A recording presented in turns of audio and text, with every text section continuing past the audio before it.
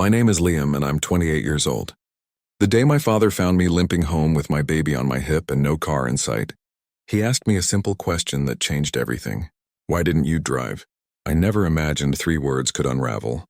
A year of carefully hidden control, or that my answer would lead to the hardest fight of my life.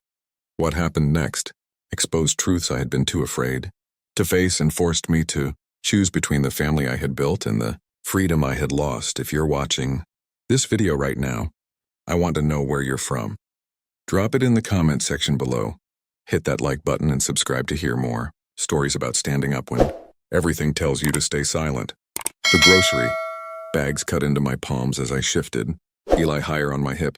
Every step sent a sharp pain through my twisted ankle, but I kept moving. I had to.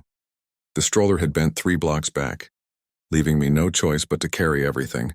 My 18-month-old son, 2 bags of groceries, and the weight of a life I was too exhausted to examine anymore. The afternoon sun beat down on the cracked sidewalk as I limped past Mr. Chen's house, past the corner where the stop sign leaned slightly to the left, past all the familiar landmarks of a neighborhood that had stopped feeling like home months ago. Eli's little fingers tangled in my hair, tugging occasionally, his weight making my shoulder ache. I had called Adam 4 times, and every call went to voicemail. I should have been used to it by now. As I stepped off the curb at Maple Street, I heard my name called in a voice that made my throat tighten immediately. Liam. Turned to see my father's pickup truck pulling alongside me, his weathered face filled with concern behind the wheel. Harold Bennett, retired firefighter. The man who taught me how to ride a bike and change a tire. The man I hadn't seen in 2 weeks because visits had somehow become complicated. Inconvenient, always postponed. He pulled over immediately, his door opening before the engine even stopped. "Dad," I said, trying to sound casual. "Hey, I'm fine." "Hey, what are you doing in this neighborhood?" But his eyes were already scanning me. The limp, the bags, the baby, the exhaustion I couldn't hide anymore. Those eyes that had assessed burning buildings for 30 years, that could spot structural weakness from across the street. Those eyes saw everything I'd been trying to conceal. "Why are you walking?" His voice was gentle but firm, the tone that meant he already knew something was wrong. "Where's your car? Where's the SUV I bought you?" The question hit me like a physical blow. The SUV. The one gift my father had insisted on when Eli was born. The one piece of independence I thought was truly mine. My hands trembled slightly as I adjusted Eli's position. It's at the house," I stammered, looking away. "Why isn't it here with you?" He stepped closer, his shadow providing relief from the scorching sun, yet also casting a weight that made my chest tighten. Before I continue, tell from which place are you watching this story right now? Please subscribe and like the video for motivation. The truck door slammed softly behind him, and for a moment all I could hear was Eli cooing on my hip, the faint rustle of plastic grocery bags, and the pounding of my own heartbeat. "Liam, talk to me," my dad said, stepping closer. His eyes weren't angry, they were searching, trying to find the truth buried beneath exhaustion and fear. I swallowed hard. "It's complicated, Dad. You don't have to explain everything, son. I just need to know." "Why didn't you drive your car?" His voice cut through me, calm but unyielding. I looked away, my stomach tightening. The truth wasn't something I could hide anymore. Adam's mom. She took it, she said it was to keep me dependent. The words hung in the air like smoke from a fire. I didn't want to face. My father's brows knitted together, his lips pressing into a firm line. "Dependent, Liam? What are you talking about?" I shifted Eli, his little legs swinging against my side, and tried to explain without breaking. She's been controlling everything, my schedule, our finances, even how I get around. I thought it was temporary, but it's been months, Dad. Months of feeling like I don't even own my life anymore. He nodded slowly, the anger and concern mixing in a way that made my chest ache. "I see it now. I see why you've been struggling." I glanced down at the bags in my hands, the twisted ankle, the sweat stinging my eyes. I tried to stand up. I really did. But every time I did, she found a way to make me feel small, like I couldn't do anything without her. Dad's hand rested lightly on my shoulder. "Liam, you're stronger than you think. And you're not alone in this. Let's get you and Eli inside. We'll figure this out. For the first time in months, I felt a flicker of hope. Not because the problem was gone, it wasn't, but because someone finally saw it. Someone finally believed me. As we walked toward his truck, Eli reaching out to grab my dad's hand, I realized something terrifying and liberating at the same time. Confronting the truth would hurt. It would shatter some parts of my life I had tried to protect. But staying silent, that would destroy me, and for Eli, for the life I wanted to build, I couldn't stay silent any longer. Dad helped me settle Eli into the car seat, his hands steady and sure. I felt every pang of weakness in my body, the ankle screaming, the bags of groceries pressing into my palms, but I forced myself to focus. We couldn't waste time. Start from the beginning. Liam, Dad said once we were seated. His eyes didn't judge, they demanded honesty. I swallowed hard. It started when Adam's mom, she moved in after Eli was born. At first I thought it was just temporary, helping with the baby, you know. But it didn't stop. She started controlling everything. My schedule, the house, even the car. Every time I tried to stand up for myself, she found a way to make me feel guilty, like I wasn't a good husband, a good father, like I couldn't handle anything on my own. Dad's knuckles tightened on the steering wheel. And you let it go this far? I didn't know what else to do, I admitted. I was tired. I was scared, and she made me doubt myself at every turn. I thought if I resisted, Adam would be angry at me. Eli would be upset, and I'd just be alone. Dad exhaled slowly. Son, this isn't on you. None of it. She can manipulate all she wants, but your life, your independence, that's yours, not hers. The car rumbled over a pothole, jolting me back to reality. I tried to fight back, I said. I really did.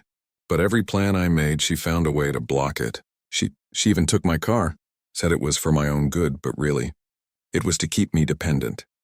Every time I wanted to go somewhere without her. Impossible. Dad's eyes narrowed. She doesn't get to do that. Not to you. Not to your family. I know. But it's worse than just the car, I said, voice dropping. She controls what Adam thinks about me. She's poisoned our marriage in little ways, things I didn't even notice at first. And I stayed silent because I thought confrontation would ruin everything. Dad looked at me then, really looked at me, and I felt something I hadn't felt in months. Clarity. Liam, you've been living in a cage you didn't even see. But it ends now. We're going to fix this, and you're going to take your life back, starting with that car. I swallowed hard. The idea of confronting her, of standing up for myself, made my chest tighten. Fear tangled with adrenaline, exhaustion mixed with determination. But I knew he was right for Eli, for myself. I couldn't let another day pass under her control, and as Dad started the engine, I felt a flicker of courage, a dangerous, necessary courage burning in my chest. It was time to face her. Dad's truck rolled slowly through the familiar streets, every stoplight and cracked sidewalk reminding me of the months I had spent trapped in a life that didn't feel like mine. Eli had finally settled into the car seat, his little hands resting against the straps as he dozed lightly, oblivious to the storm brewing in the adult world around him. I need to know everything. Liam, Dad said quietly. No details left out. I took a deep breath, bracing myself for the words that had been trapped behind my lips for far too long. It started small, I admitted. Little things. She'd insist on helping with chores, giving advice on how I managed the house, the bills. At first I didn't think much of it. I wanted her help, Adam's mom, you know? She's family. But it never stopped. She started making decisions without me, deciding when Eli could nap, what we'd eat, even what clothes I could wear around the house sometimes. And if I questioned it, she made me feel guilty, like I wasn't capable. Dad's hand tightened on the steering wheel, knuckles white. And your car? I exhaled slowly, the memory twisting my stomach into knots. That was the turning point. The SUV you got me, the one I thought was mine. She moved it into her garage one night, said it was for my own safety, told Adam I wasn't responsible enough to drive with Eli, that I needed guidance. I didn't even realize how much control she had until I walked home that day, carrying groceries, Eli on my hip, and realized the car was gone. And I couldn't fight back. I didn't have the strength anymore. Dad was silent for a long moment, just watching the road ahead. Then he said, She thinks she can control you forever, but she's wrong. I know, I said, voice trembling. I've tried to explain it to Adam, but every time I do, she twists it, makes me look paranoid or ungrateful. And I started doubting myself. I wondered if maybe I was overreacting. Maybe I was the problem. And that thought? It's crushing, Dad, feeling like the man in my own house is powerless. Dad's eyes softened, but the fire in them never dimmed. You're not powerless? Liam, you've just forgotten the strength you've always had. That man you saw reflected in the mirror when you held Eli for the first time, that man can take his life back. And we're going to start by confronting her. I swallowed hard, fear and adrenaline twisting together like a knot in my chest. I don't even know if I can. She's smart. She knows exactly how to manipulate, how to make me question everything I feel. I'm scared, Dad. What if she turns Adam against me? What if I lose everything? Dad reached over, resting his hand over mine. Then we fight, son. We fight for your life, for your family, for the independence that is rightfully yours. You will not be controlled anymore. Not by her. Not by anyone.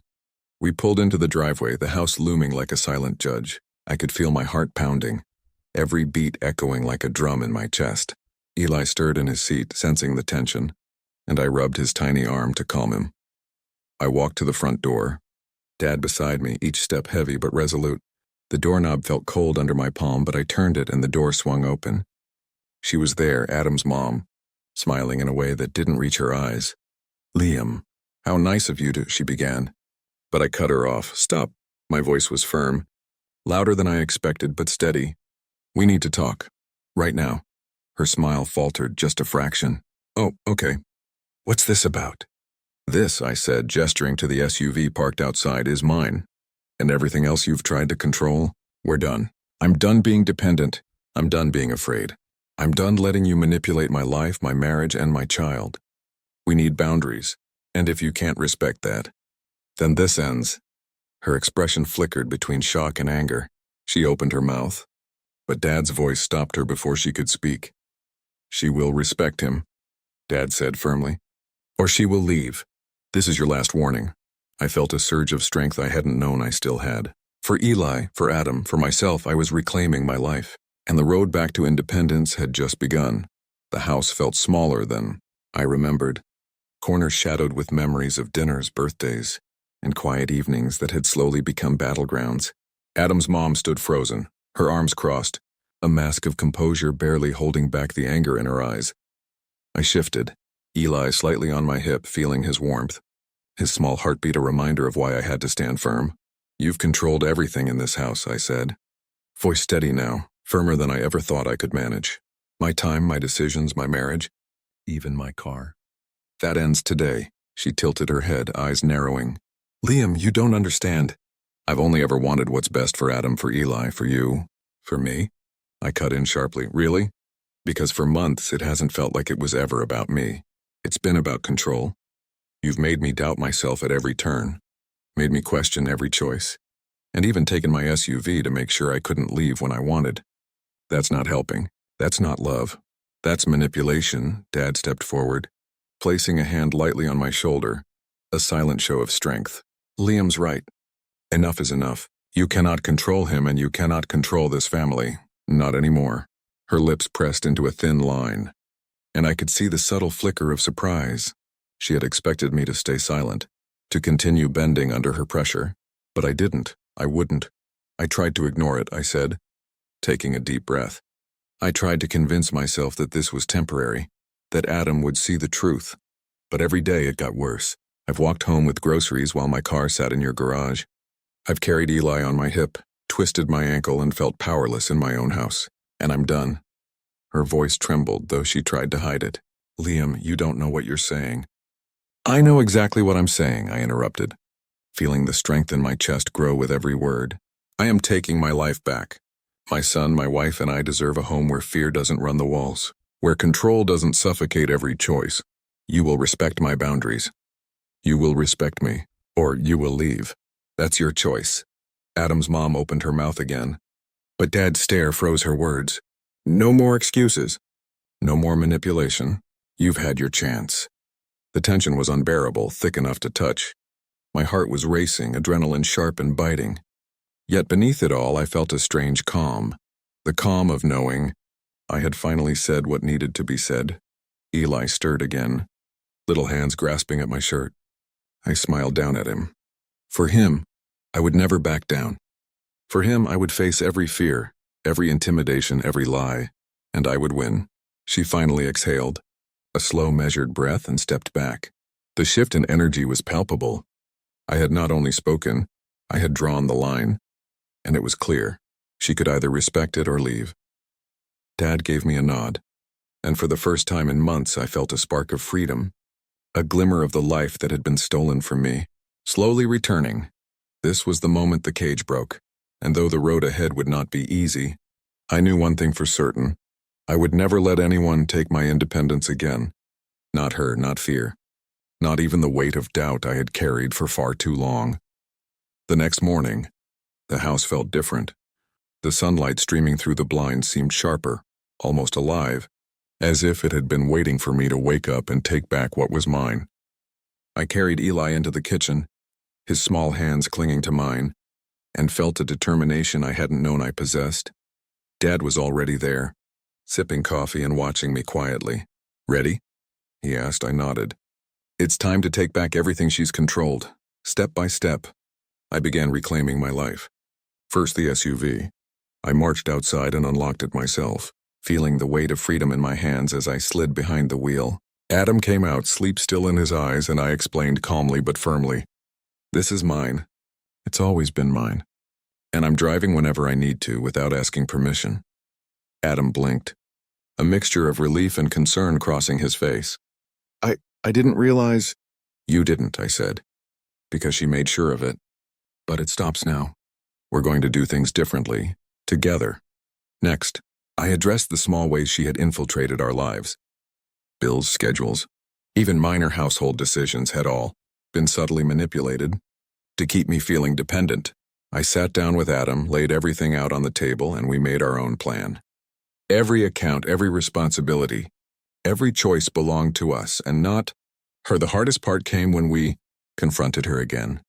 She had lingered in the house, hoping I might falter, hoping I might fall back into silence.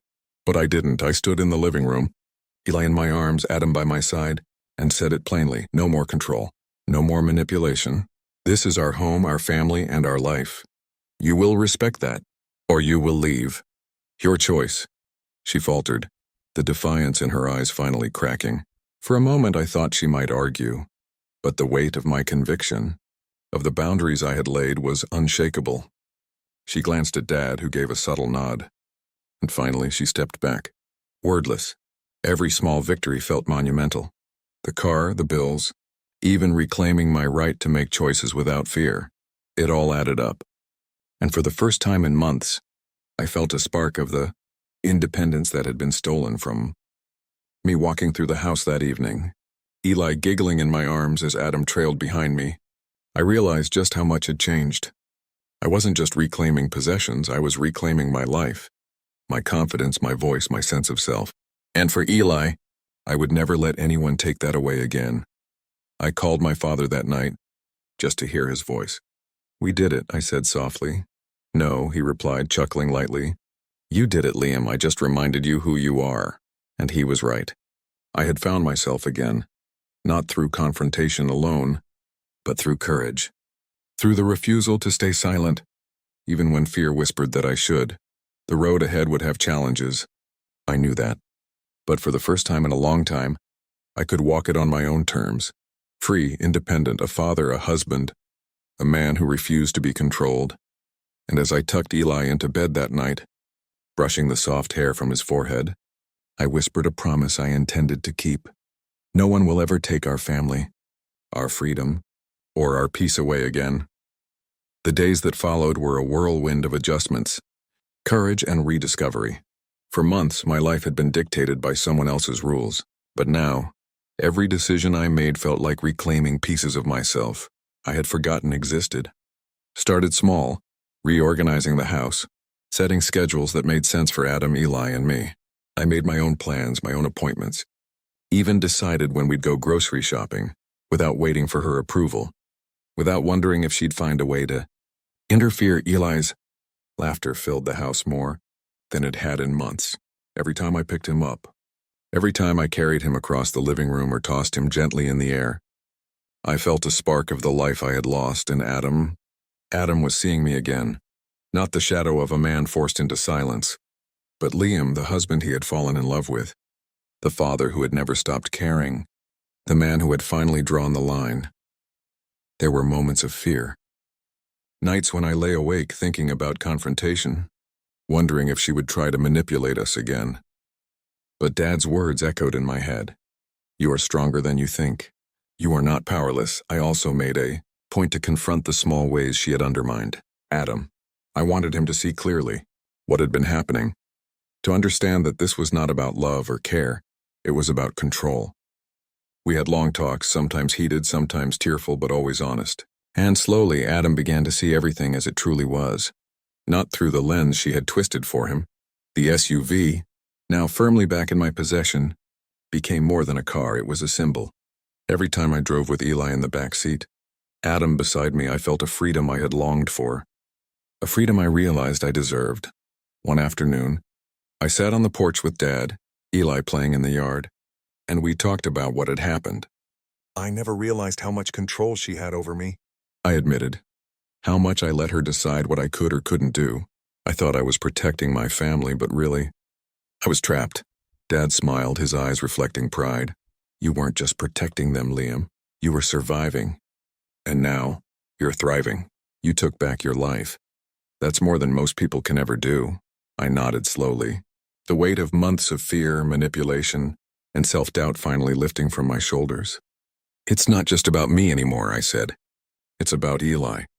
I want him to grow up in a house where fear doesn't rule, where boundaries are respected, where he sees that standing up for yourself is not weakness, it's strength. Dad clapped me on the back. That's the lesson every child should learn, and you're teaching him by example. Later that evening, Adam came to me, his expression serious but tender. Liam, I'm proud of you. For standing up, for not letting fear control us. I know it wasn't easy, I smiled, exhausted but relieved. I didn't do it for me alone. I did it for us. For Eli, for our family. We're building something better. Adam, something she can't touch. And for the first time in a long time, I felt a sense of peace.